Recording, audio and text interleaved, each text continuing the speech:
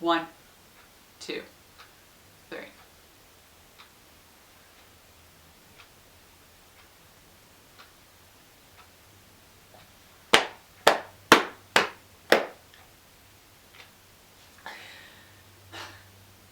Feel better? No.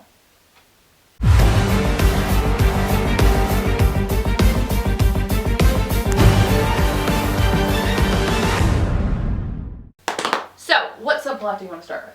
Oh, you pick it. I'm going to be doing all the talking, so you All right. pick. I have to agree that it's the platonic relationship versus the real love.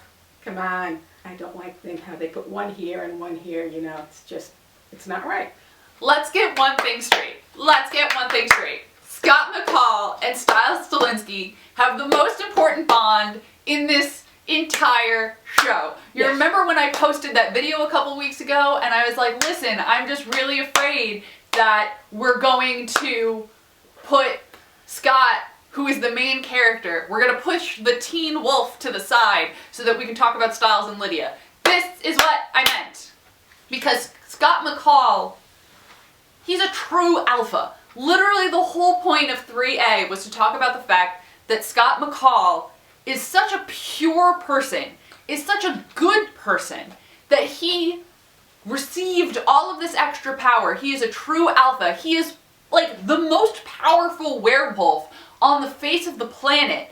Like, and this only happens once every like couple hundred years. Someone becomes an alpha of their own true volition. That's how good of a person Scott is. That's how much Scott loves everyone. That's how much Scott cares for everyone. And the fact that I just had to watch an episode where Scott's memory of his brother and his best friend since he was like sandbox days did nothing to help him bring him back, whereas you've got Malia, who, as much as I love her, has only known Stiles for like a year and a half, and her memory of punching Stiles in the face and her almost dying almost brought Stiles back. And then we've got Lydia, who didn't acknowledge Stiles until 3 years ago, but her connection with him is so strong because real love, which is completely underdeveloped on Lydia's side because the writers don't give a shit about her, is so important that she can bring him back with regular old hypnosis and a little good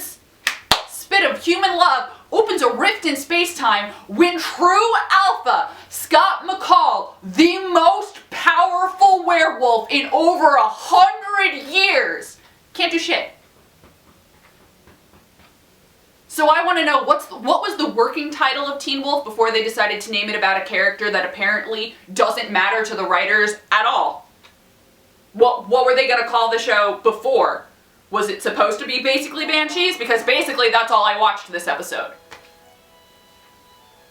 Go answer your phone.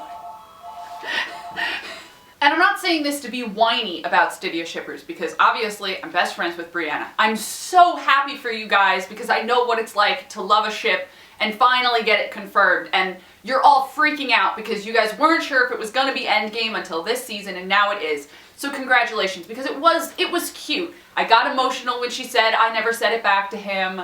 I got emotional when she was sitting there watching the Stydia kiss. It was well written for that. What I'm saying is that as a show, as writers, you guys, if it was going to be Endgame, should not have gone so many seasons without getting the development that relationship deserved. Because I know that you're all so good at being like, Malia told Stiles in the beginning of season 4 that she would never leave him behind, and Lydia like quickly looks out the window and that's because she's in love with him. It's like, yes, you're reading into that. Holland wrote and made an acting choice in that scene, or it was written into the script.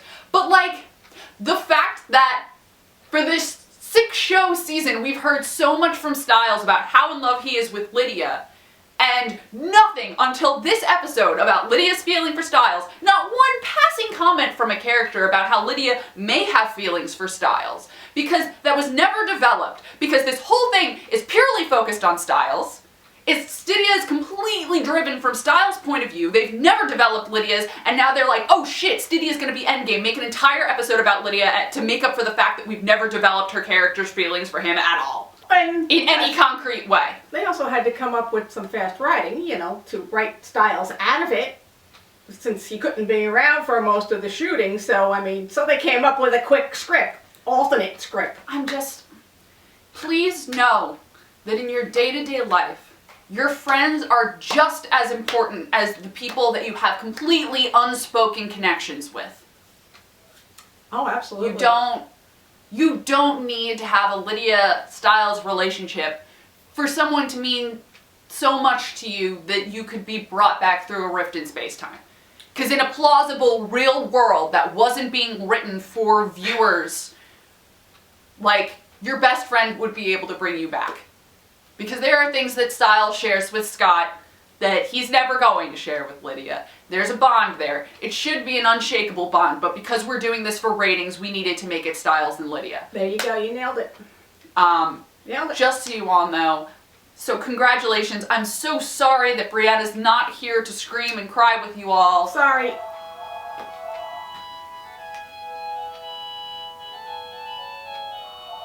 Go ahead. TLDR, I'm not upset because Stydia happened. I'm upset because Scott was neglected in the process. Also, Malia was neglected in the process because Malia's connection with Styles was basically boiled down to, hey, I know you dated him for over a year, but, and I know that your closure on that relationship was never really discussed. He just sort of climbed out of a car, and looked real sad. But Malia basically just said, hey, I know that Styles is the love of my life and I literally can't control myself without him in this universe because he's my anchor, but I've known that his connection with you is more important the whole time. So, like, thanks for doing one for Malia too. Stydia does have a great connection. You've seen it the whole show. My favorite Stydia moment is when Styles goes in for the brain scan and Lydia's sitting in her car and she can't focus the whole day because she can hear the hospital machines. That's my favorite Stydia moment. They do have a real connection. I just don't like that we're sticking it to the rest of the characters because they're not as important as Lydia's relationship with Styles. So that's what bothers me. Ratings. On to other things. We finally I had to watch the scene from Motel California again. I understand it's like the most important Styles Scott moment. It makes me cry every time, but I understand why I had to watch it. I watched the scene from Motel California. There wasn't a shot of Allison's face. Allison was just, all of the camera angles that had Allison in them were just trimmed so that I didn't get to see Crystal. I was like, the hell is this? And, you know, not that it's super important who Scott has had a relationship with, but today was yet another day that nobody talked about Kira, so that was dumb. Considering how you are erasing people from the town and throwing them into this void where you don't have to talk about them anyway, and that's literally part of your plot, there's no reason you couldn't have left Kira as a character and erased her the moment you got Theo out of the ground. Like, that could have been a huge tragic thing. There's literally no reason to write her off the show. Whatever. I can't believe we lost the sheriff in the first, like, 120 seconds of the show. I guess he had to go. He had an appointment that day or something. He was there. He's gone. Okay, I'm offset. Hopefully the sheriff is off good, being reunited with his son. Because you know they're not going to show it. They're not going to show it to us because Styles is just going to come back. We're not going to get to see Styles and his father get reunited in whatever train station world they're in. God, I just... Okay, next subject. You know what it's going to be. Theo, Theo, Theo, Theo, Theo. Oh, he did something good to redeem himself. Yes, but let's remember, it is absolutely key that that whole scene took place in the hospital. I feel very sure that if they had been in the school or running around the forest, Theo would not have made that emotional step. It's important because they were stuck in the place. The moment he walked in the hospital, he was reminded of all of the trauma he went through in hell and being repeatedly killed for the sin of killing his sister and all of the trauma that he went through and all of this terrible thing. And then Liam was like, I'm not going to save you. And then Liam did save him. And Theo was inspired to sacrifice himself to save this poor, immature, very naive, and recently very dumb werewolf, Liam. Now, if the rift is open, what's to stop everybody from not just coming back? I don't know. It could be that the rift is only open for Styles because this is a different kind of rift than the other rift that was open. This one was forged through a connection specifically with Styles. It's a big white rift instead of a green one. Oh. So it might be like one soul only. If this is only the half season, it's probably only going to be... Right, there's Styles. another 10 more episodes. Another 10 more episodes, okay. We don't really know what's going to happen with Styles. They haven't confirmed that Dylan O'Brien is in a bunch of episodes in season 6B, mostly because we think they're trying to keep us on our toes about whether or not they'll be able to save Styles in the next episode. But he is in the next episode. Yes, he is. And that's important. You'll get your Stydia.